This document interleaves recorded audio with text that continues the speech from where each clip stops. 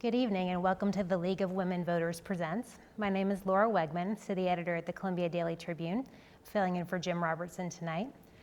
Tonight our topic will be sentencing reform and alternative sentencing courts. This is an issue that's been a big topic of discussion among everyone from politicians to court jurisdictions.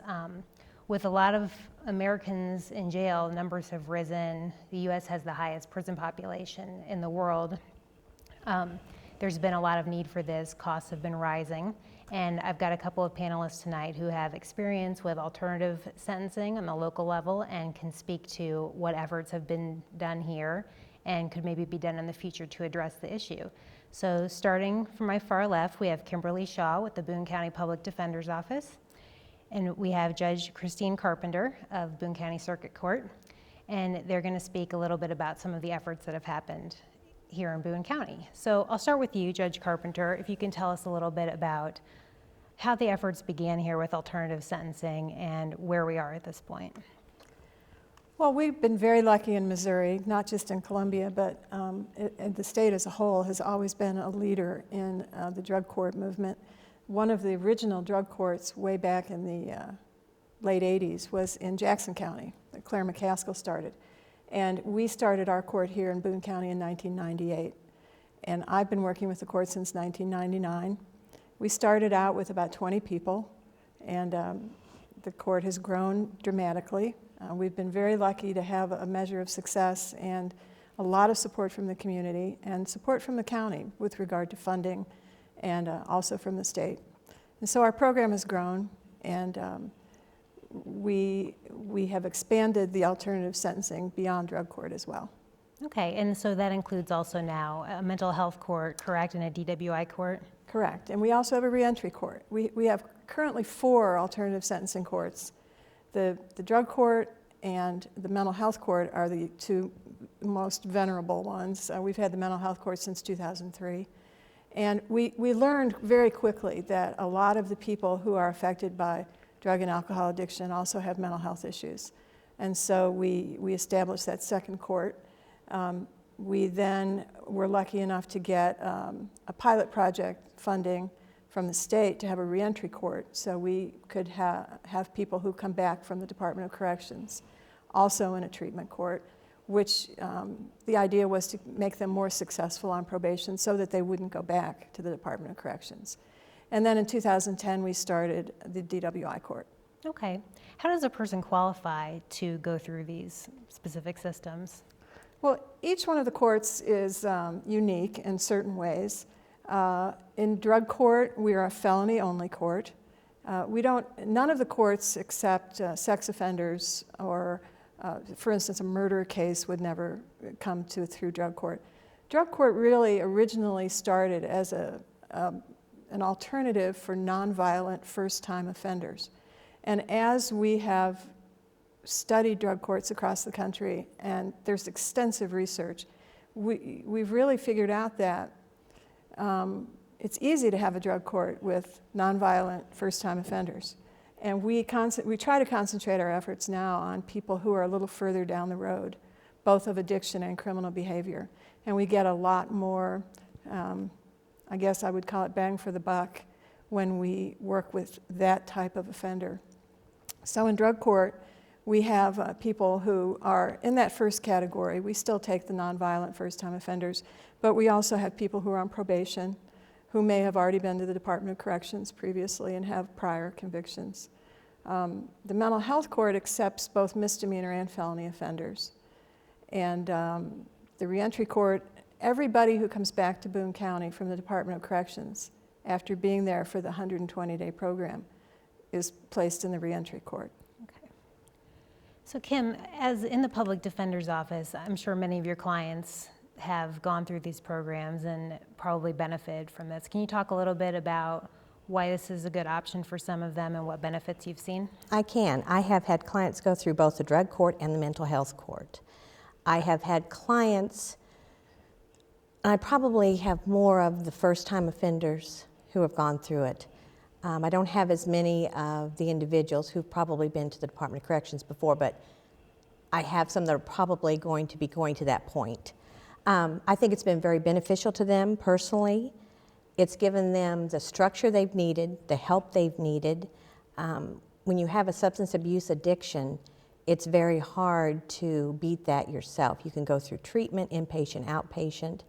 I have some that the families have gone through the tough love. Nothing was working, and yet drug court seems to have been a very positive experience for them.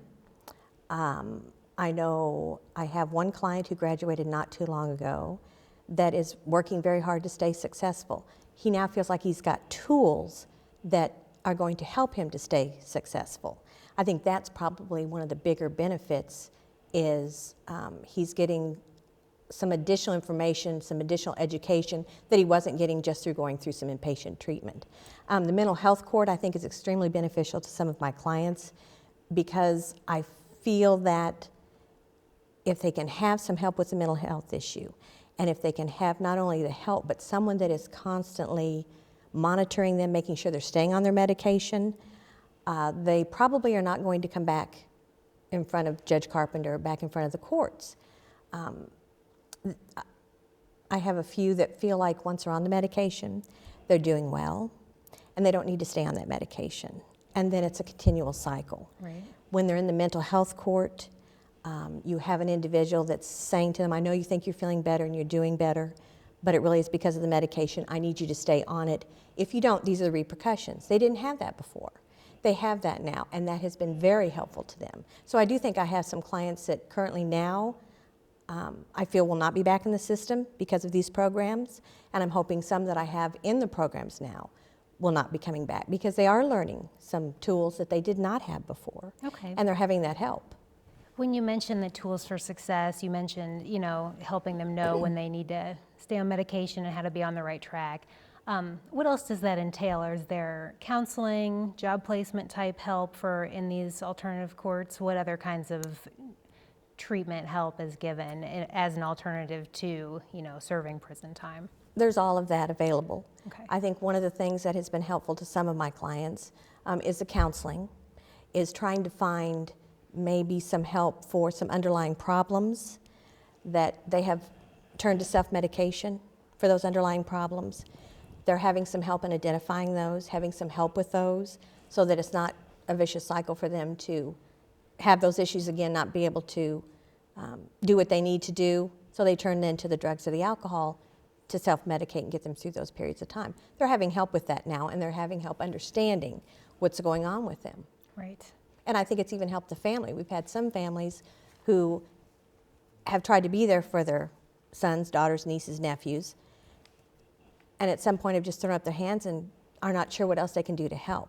Now they're understanding a little bit more about some of the issues and the problems the clients have had that maybe have led them to self-medicating, or with the mental health, why they might then go off their medications or not continue on their medications and then fall back into the same issues they had before. Mm-hmm. So, Judge Carpenter, do you have a sense of, in terms of how much it costs to run these programs versus the money that it saves keeping offenders out of the system and out of the cycle? Can you make an argument to just a taxpayer that says, yes, it's worth your money to put into these alternative sentencing courts? Well, yeah, I can. I can do it both anecdotally by telling you that when we bring someone into one of these programs, it's like Kim said, this isn't just go to your counseling session and take your medication.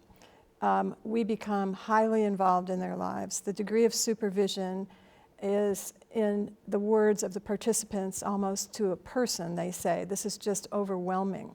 There's so much that I'm expected to do and be accountable for.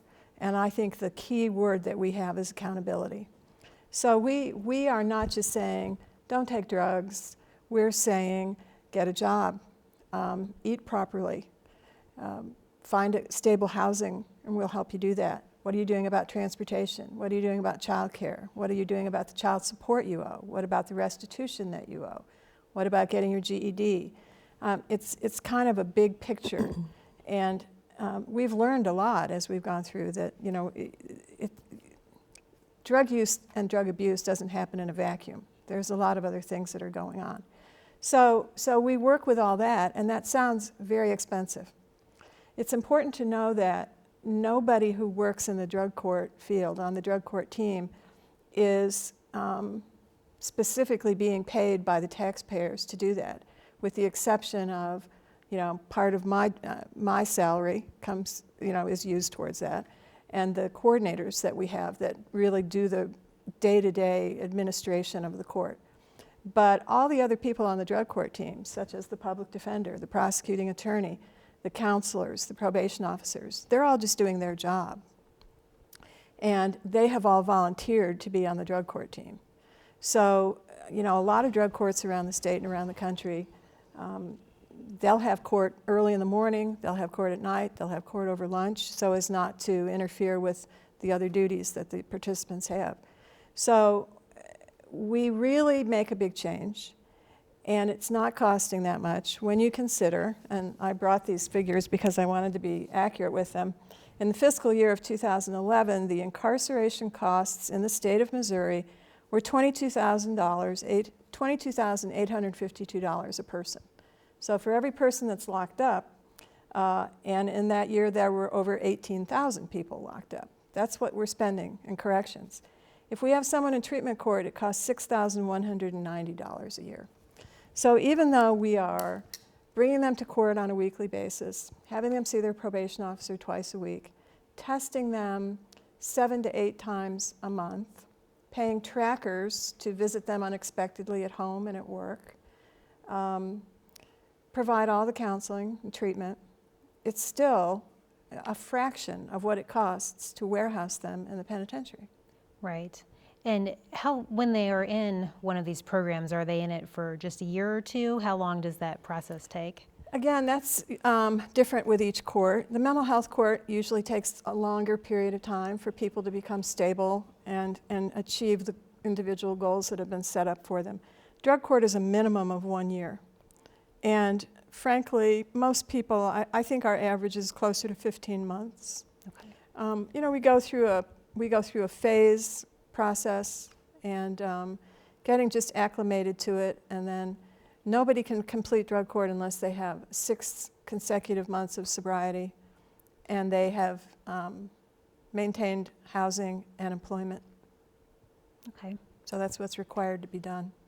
Is some of the cost borne by the defendants themselves? And if so, is that a burden to any of them or a hurdle that needs to be overcome?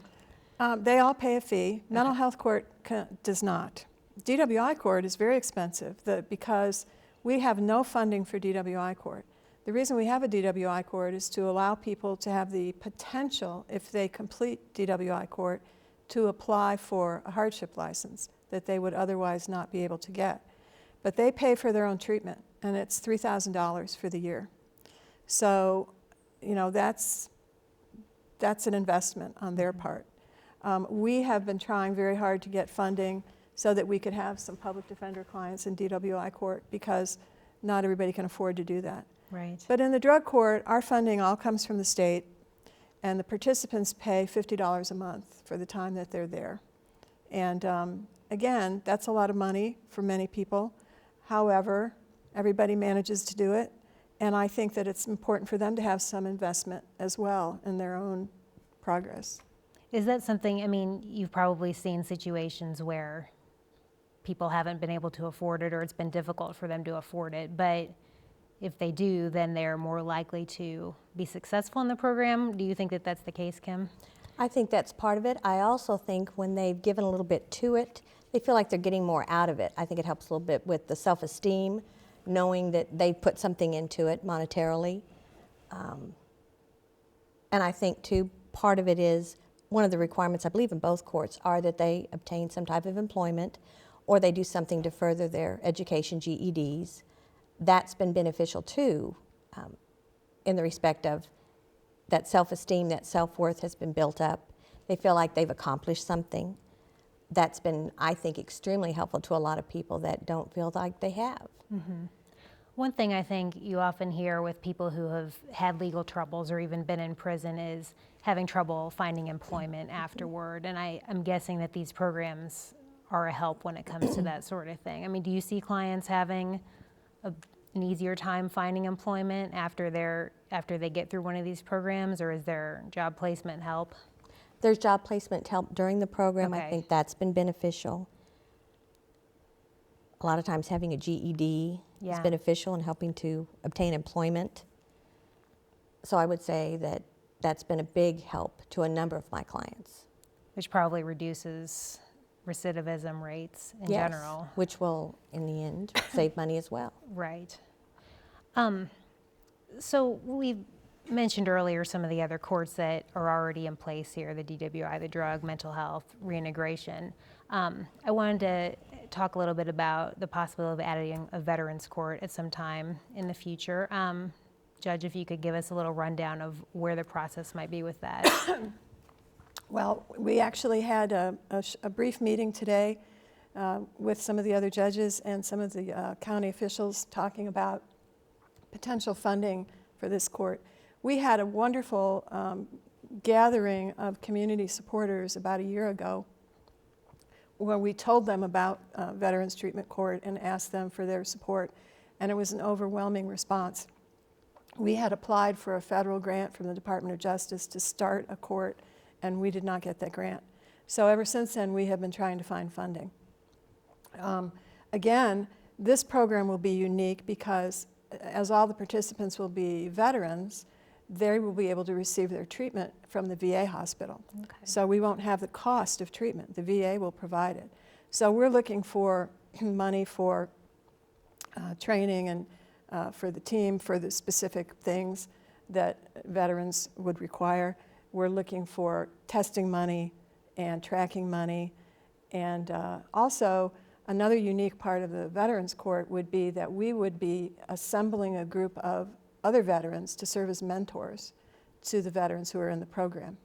And that has been something that when the first Veterans Court started in Buffalo, New York, that was a master idea, I think, and it's been very successful. So we have guys and women lined up, ready to be mentors that are looking forward to this, but they do have to have some training.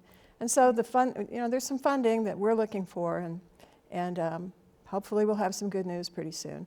But we would probably start the court with the people that we currently have in our other courts who are veterans. Right. And we would use those folks to come together to start the ball rolling. But, we have a lot of people who sometimes don't even consider themselves veterans because they weren't in combat, maybe, or because of the status of their discharge. So to me, that's a catch-22. If you have drug and alcohol problems or criminal problems, and that's what caused you to have a less than honorable discharge, then you don't qualify for anything at the VA. But that's what caused you to not be able to be successful Right. in the armed forces. So we're trying to identify those folks. And surprisingly, the high number of people that are veterans who are in the criminal justice system do have an honorable discharge. Okay.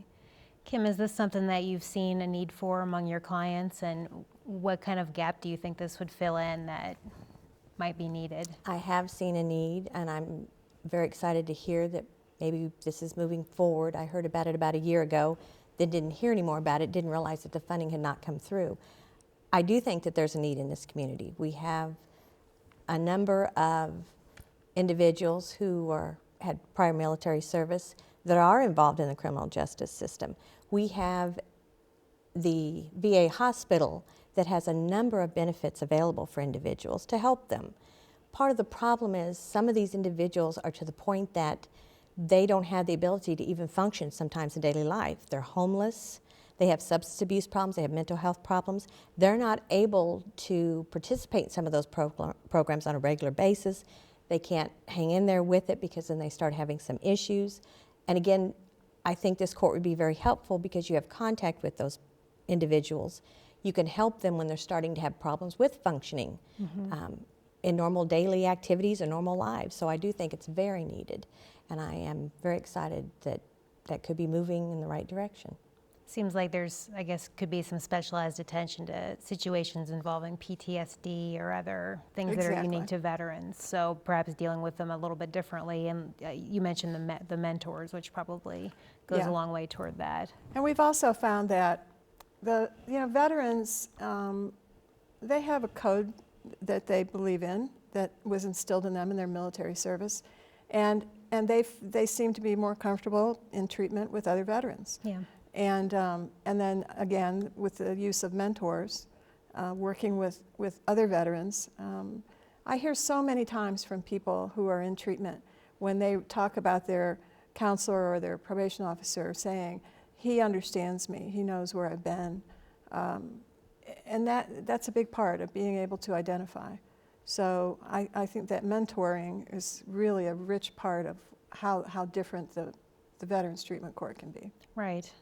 And I know you've mentioned that that's something that's happened nationwide and has been popular. I'll shift the conversation a little bit toward a wider look at sentencing reform and alternative sentencing around the country. This is something that's gotten a lot of attention. Some states have tried revamping some of their laws regarding criminal sentencing. Missouri, I think, has made some minor shifts, but maybe hasn't gone as far as some other states have gone.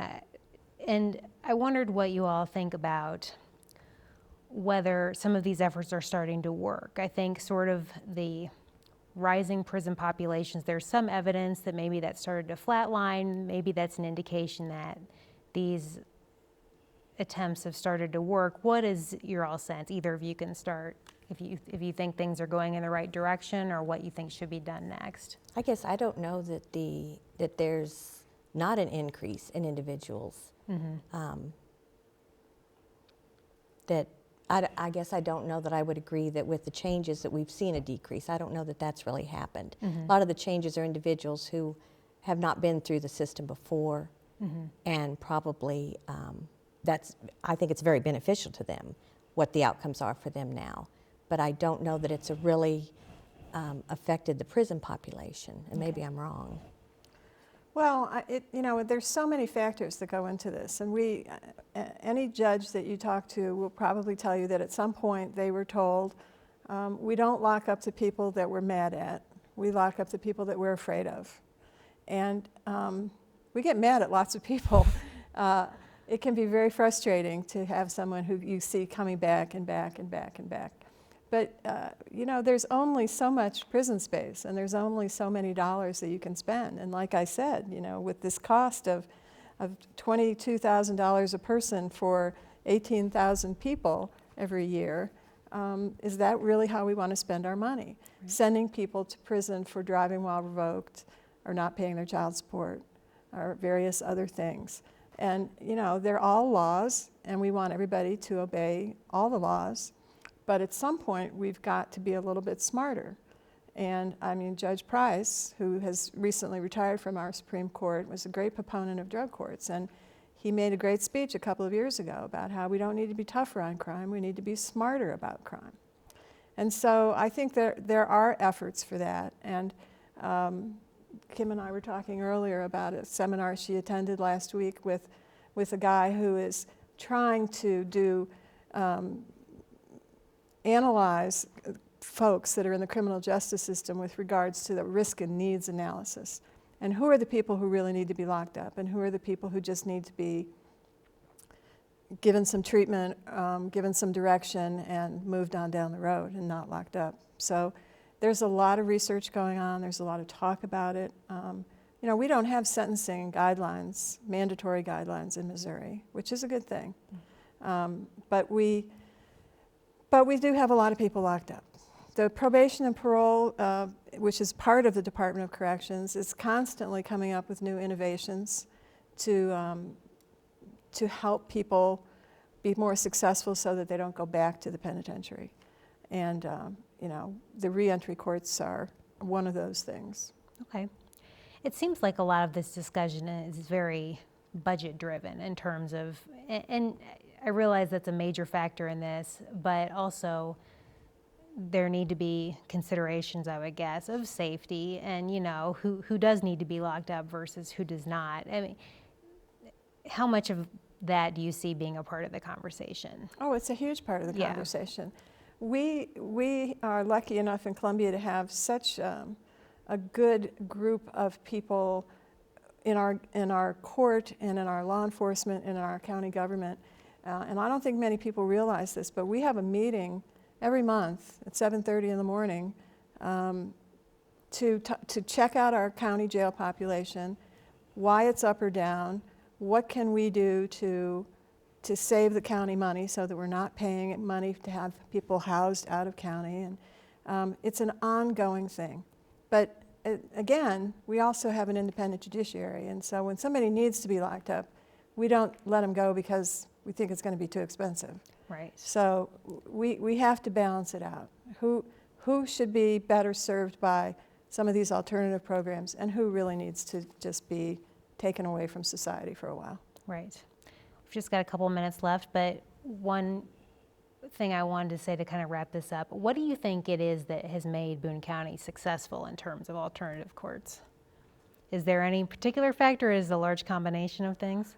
I think we've had wonderful support from our community and from our county office holders. We've been provided with a building. One of the older buildings that the county acquired, they have let us have it for our alternative sentencing. So all of our staff is housed there. We have our own testing laboratory there now, which is saving us lots of money. Rather than having to send the stuff off to be tested, we have our own lab. We can have AA meetings there. We have juvenile things there. We've always had great support from our county office holders. We have great support from the community. We have employers who are willing to hire people who are in drug court because they know they'll be good employees, because they know we're watching them. So we've just had wonderful, wonderful support. Yeah. And that's a big part of it. All right. Well, thanks very much to both of you for talking about this tonight. Kimberly Shaw and Christine Carpenter. Thanks to all of you for watching. Have a good night.